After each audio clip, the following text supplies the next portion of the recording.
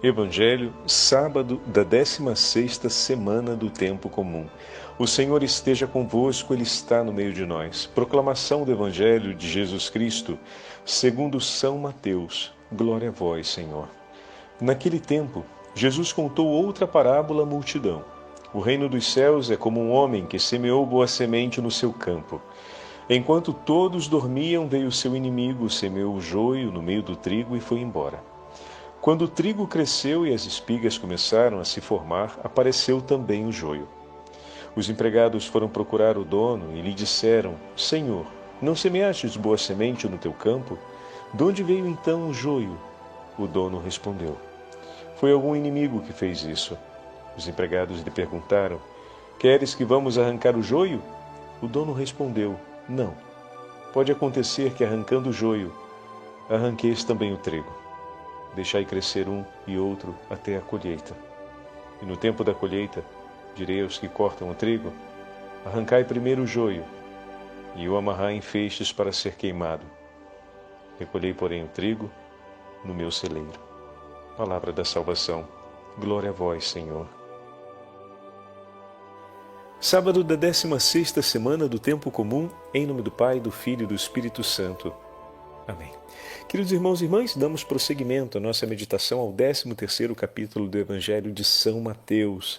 Hoje, a Santa Liturgia nos entrega a segunda parábola que o evangelista nos apresenta no seu agrupamento das 7 parábolas do Senhor. Como já tivemos a oportunidade de observar em nossas meditações, assim como Marcos e Lucas, também também Mateus, no agrupamento das parábolas, dá destaque e precedência à parábola do semeador.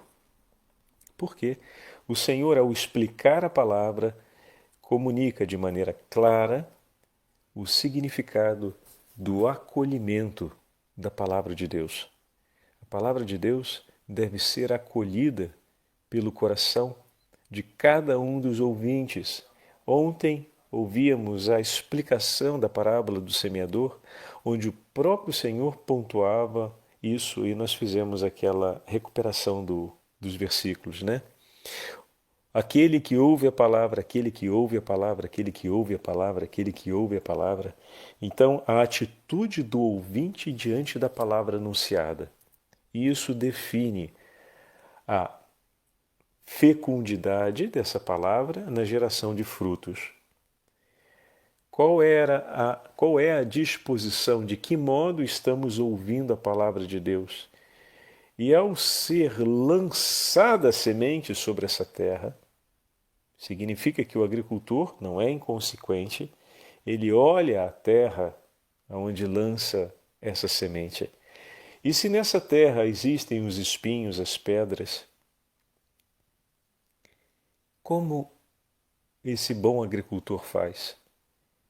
Ele estende a sua mão para tirar as pedras e os espinhos, para deixar a terra sempre pronta e sempre disposta, a fim de que a semente possa, germinando, perseverar na vida nascente e, desse modo, gerar os frutos. E falávamos já, em outro momento, o grande desafio da perseverança.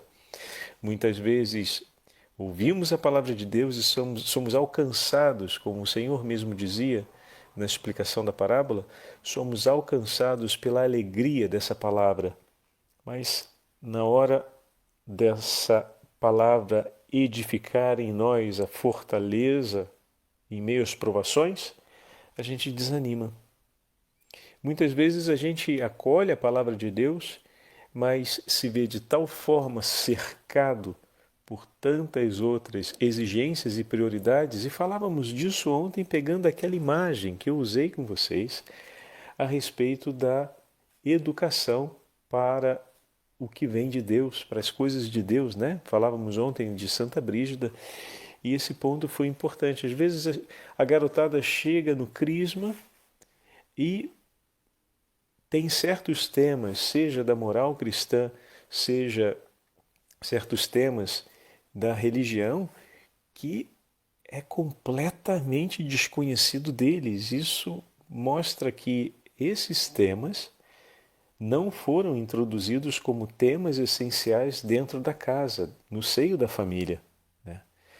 E às vezes um ano só de acompanhamento do crisma não é suficiente, mas a gente faz, como dizem os antigos, da tripa coração, a gente tenta dar nó em pingo d'água para ajudar os jovens a, ao menos, começarem a colocar as perguntas que os ajude a realmente buscar a verdade. A aprender, porque não posso nem dizer reaprender, que talvez não tenham nem aprendido ainda, a fazer as perguntas essenciais para buscar a verdade e sair dessa grande prisão da opinião e do opinionismo, vamos inventar uma palavra aqui, né? Que marca um pouco a geração do nosso tempo. E dessa forma, também vamos tentando sedimentar, recuperando o que é possível em algumas famílias, né? As referências religiosas e os valores morais que, porventura, estejam ali adormecidos. E, padre, mas o senhor está fazendo uma visão tão pessimista. Mas, rapaz, não é visão pessimista, não. É do jeito que a coisa está aparecendo. O mundo não dorme, não. Enquanto a gente está se dando por contente e apostando na sorte do futuro, como assim, padre?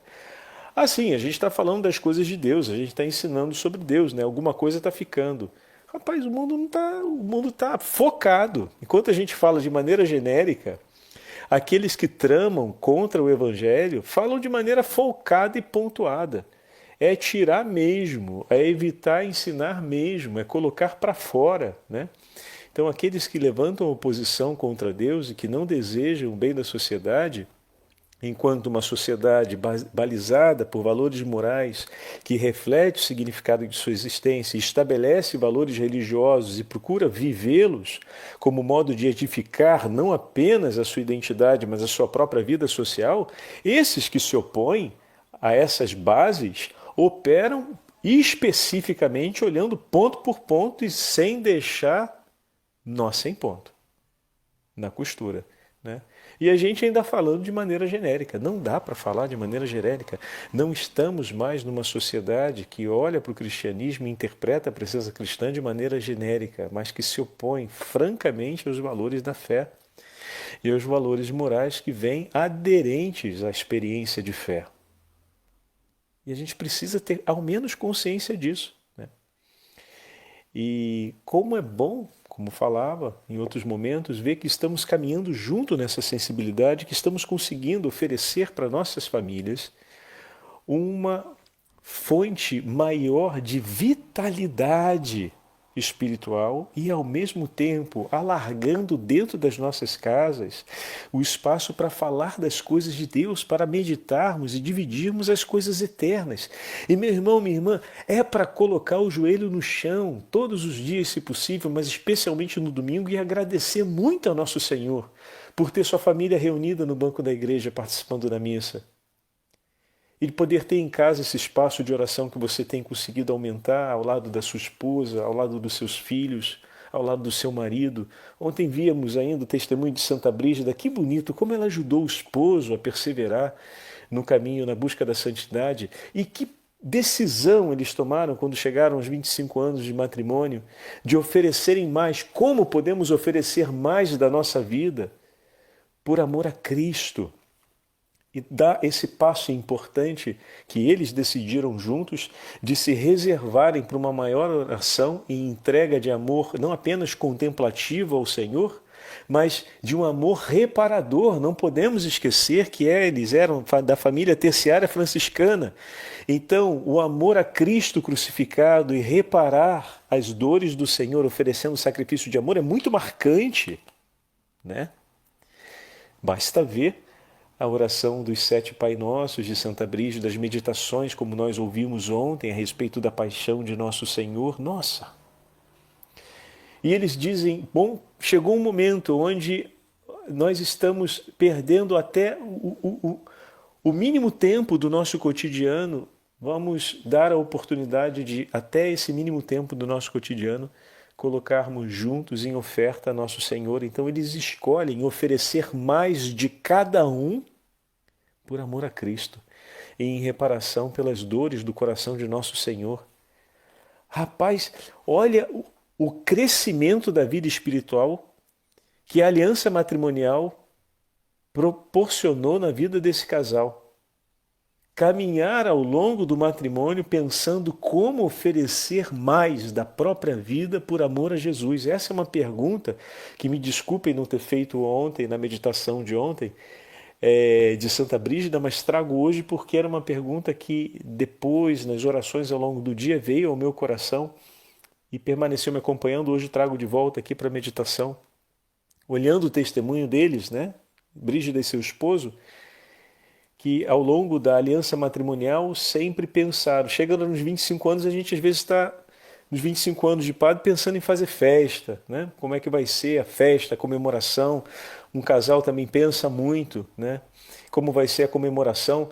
Muitas vezes a gente está pensando em como vai conseguir chegar lá, né? Alguns estão até rindo quando o padre fala isso. Ei, padre, que festa! Eu estou pensando, meu Deus, será que eu chego lá? Porque a coisa está difícil. Mas, bom, quando vai chegando perto, a gente dá uma animada. Então, deixa eu te falar isso, a gente dá uma animada, né? Até lá, a gente precisa dar uma limada para a coisa ir melhorando e tirando as arestas. Mas quando a gente vai chegando lá, a gente dá uma animada. Então, é natural que chegando nos 25 anos, a gente pense em fazer uma festa, ou pelo menos cantar a alegria de ser sobrevivido, ainda que a festa seja assim tão diminuída, né? E tão pequenininha que a minha única alegria é poder dizer: Senhor, chegamos até aqui. Entre trancos e barrancos e empurrando muita coisa, chegamos até aqui e estamos dispostos a seguir contigo e te agradecemos por chegarmos aqui.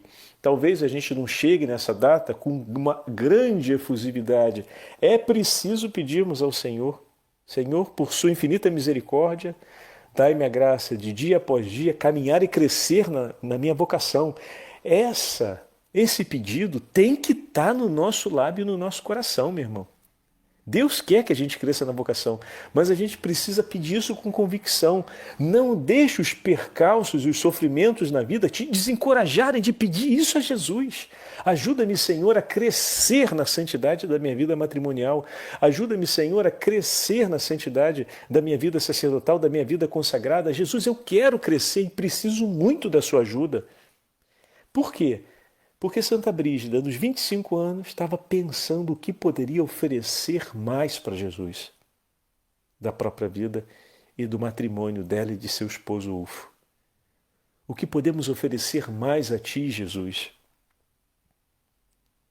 Essa é a pergunta que precisa estar e que hoje o Senhor nos propõe, em continuação pela memória de ontem. O que eu posso oferecer mais da minha vida e da minha vocação por ti, Jesus? Eu quero oferecer mais.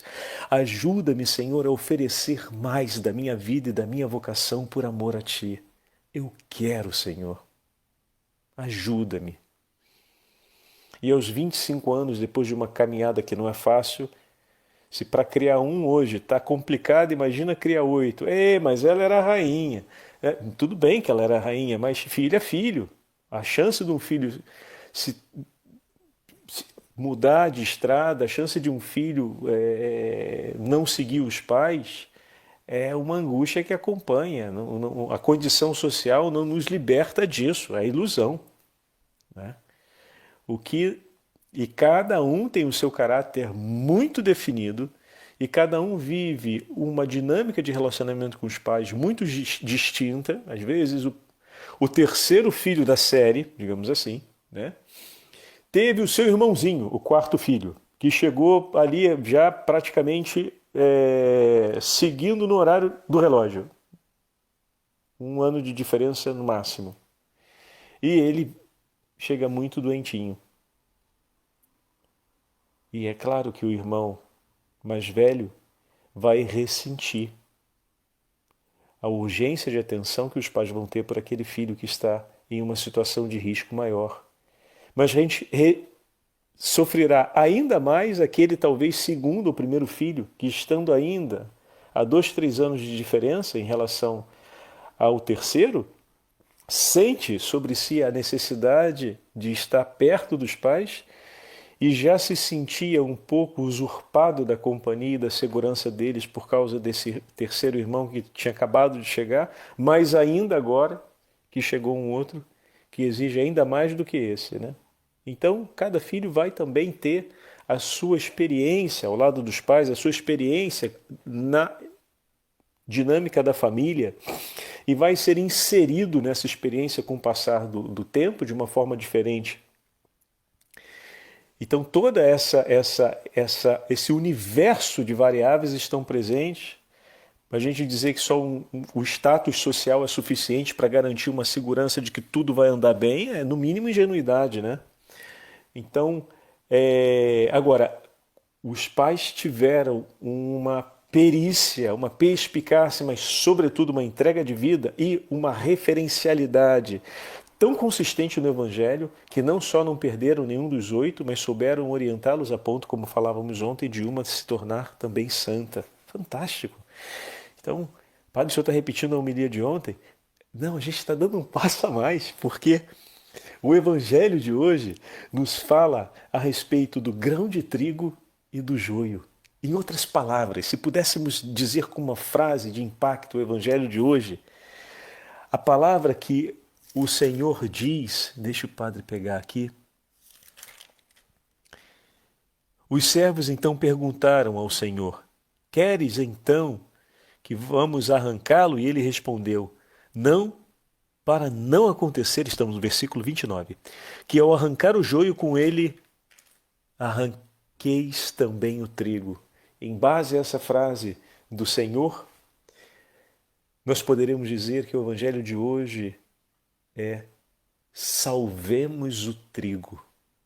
A frase que poderia, digamos assim, sintetizar o Evangelho de hoje: salvemos o trigo. E o que significa, Padre, salvar o trigo? Cuidemos do trigo. Cuidemos do trigo. Os nossos olhos muitas vezes se voltam rapidamente para a presença do joio e nos lamentamos pela existência do joio ali.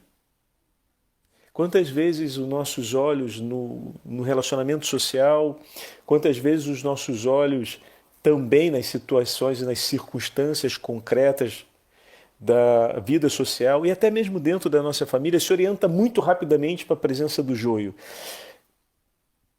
Estou fazendo uma adaptação da parábola, não uma adaptação interpretativa, mas uma adaptação de conteúdo, né?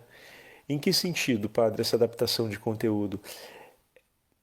Nos preocupamos, às vezes, em arrancar o joio rapidamente. Ou seja, tirar tudo aquilo que é de mal e tudo aquilo que é dispersivo e tudo aquilo que não convém. E começamos a empreender um trabalho que sacrificará, bem ou mal, aquilo que é trigo. E o Senhor dá uma orientação que parece por um instante ser equívoca, mas que a gente precisa olhar a extensão da parábola para entender. Ele diz: vamos cuidar do trigo. Cuidando do trigo, parece por um instante que somos indiferentes ao joio, mas fazendo o trigo crescer, fazer o trigo crescer significa investir no trigo, cuidar dele. Faça o trigo crescer. Faça aquilo que é a boa semente germinar, faça a palavra de Deus ser ouvida. Cuide da terra para que ela encontre força e fecundidade. Cuide para que a palavra de Deus, sendo ouvida, seja acolhida e aquele que a acolhe persevere. E dessa forma, o joio será claramente distinto do trigo.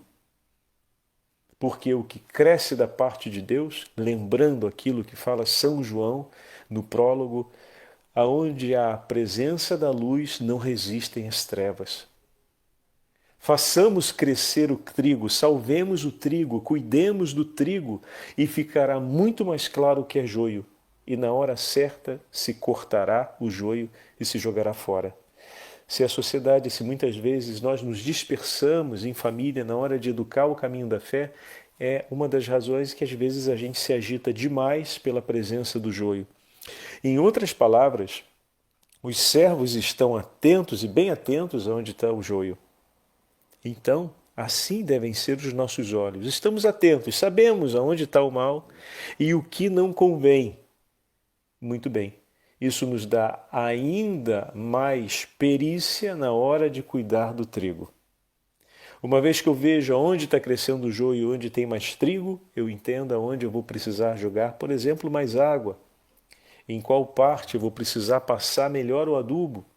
Em qual parte eu vou estimular mais o terreno ou menos? Dessa forma, investindo no trigo, o joio parece que passa à margem sem ser percebido e que avança também ele, se nutrindo e crescendo. Mas eu preciso aprender a olhar o trigo, a olhar a boa semente, olhar aquilo que vem de Deus e investir no cuidado sobre isso. E no tempo certo, e poderíamos dizer assim, e quando chegar a hora dos filhos tomarem as decisões, e quando chegar a hora de finalmente todos nós nos apresentarmos diante de Deus, apresentaremos a boa semente e tudo aquilo que é a má semente será cortado e lançado fora. O Senhor nos chama a cuidar do trigo e nós precisamos aprender a ter esse olhar e esse cuidado pronto no nosso coração. Queria dividir com vocês agora um texto do Santo Padre Papa Pio XII, que fala a respeito, ele comenta o Evangelho de hoje, mas na sua encíclica Mystici Corporis Christi, fazendo referência ao corpo de Cristo, que é a igreja. A última parte é muito bela. Ele vai dizer assim: nós não cuidamos, ou seja, uma vez que um membro é amputado, bom, já não se pode fazer nada por ele, né?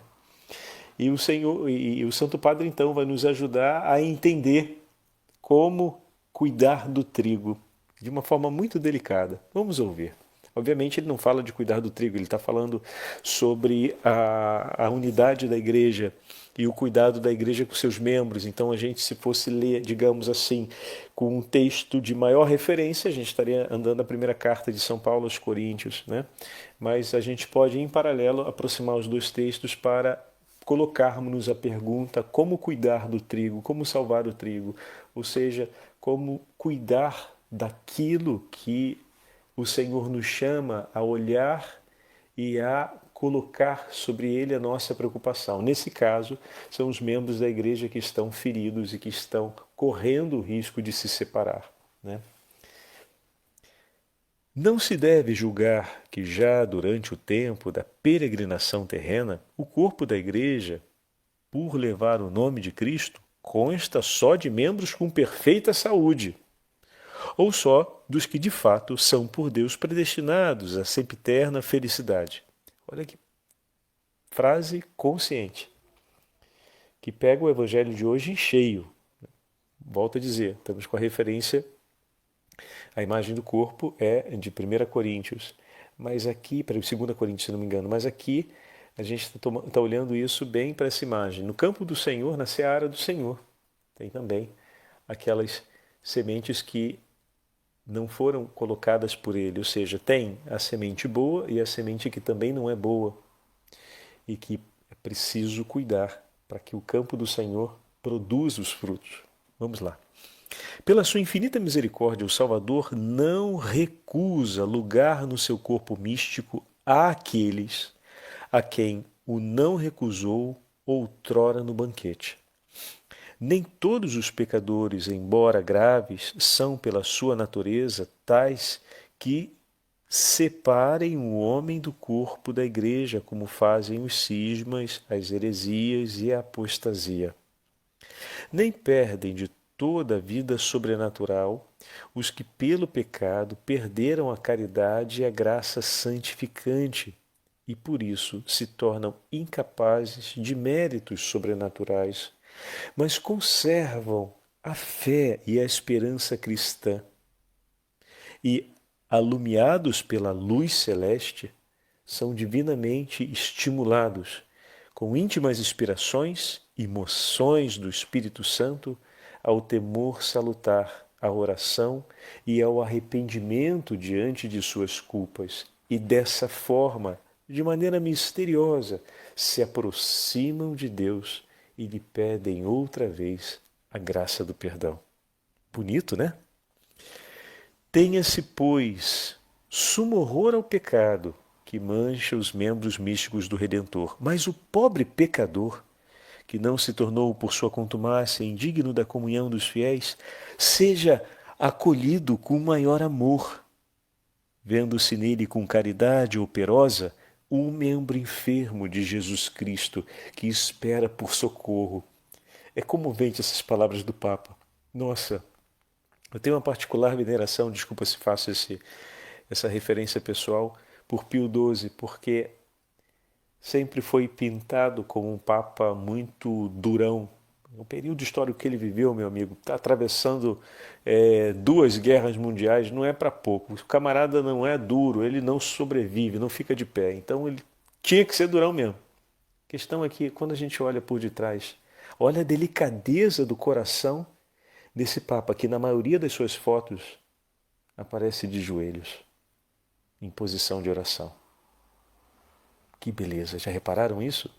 Observem, a maioria das fotos que fazem referência ao Papa Pio XII, ele aparece de joelhos. As fotos onde ele é apresentado publicamente como pontífice, não as fotos tiradas em ocasiões múltiplas, né? Mas outro dia eu estava com uma bênção de matrimônio, de 25 anos de matrimônio, que foi expedida no período de Papa Pio XII. E a postura dele na fotografia da bênção é de joelhos com as mãos postas em oração. Que bonito! Esse é o Papa Durão, que fala assim com tanto carinho, né? A respeito daqueles que estão feridos pelo pecado. Continuando. Pois que é muito melhor, como nota o bispo de Hipona, que é Santo Agostinho, curá-los no corpo da igreja do que amputá-los como membros incuráveis. Olha que bonito.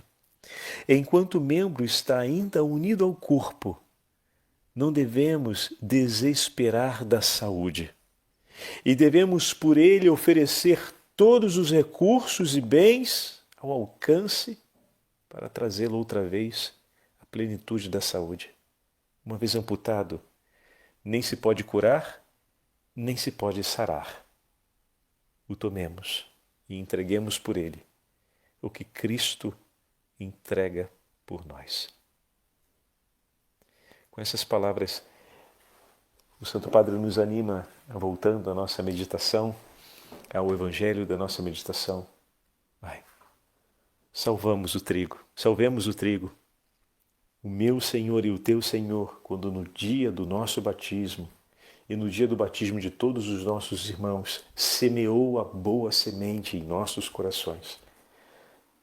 Semeou também, esperando que um dia, diante de tal consciência, eu e você pudéssemos nos colocar na linha de frente para dizer: Senhor, eis-me aqui, quero ajudar a cuidar do campo que o Senhor semeou, da sua seara. Coloca-me, Jesus, em prontidão para oferecer mais da minha vocação pelo cuidado desse campo.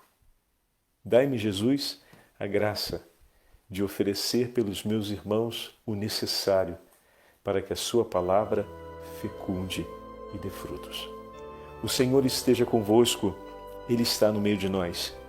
Pela intercessão da Santíssima Mãe de Deus, a bem-aventurada Virgem Maria, Rainha da Igreja, e todos os santos papas que nos conduziram e confirmaram na fé, abençoe-vos o Deus Todo-Poderoso, Pai, Filho e Espírito Santo. Amém.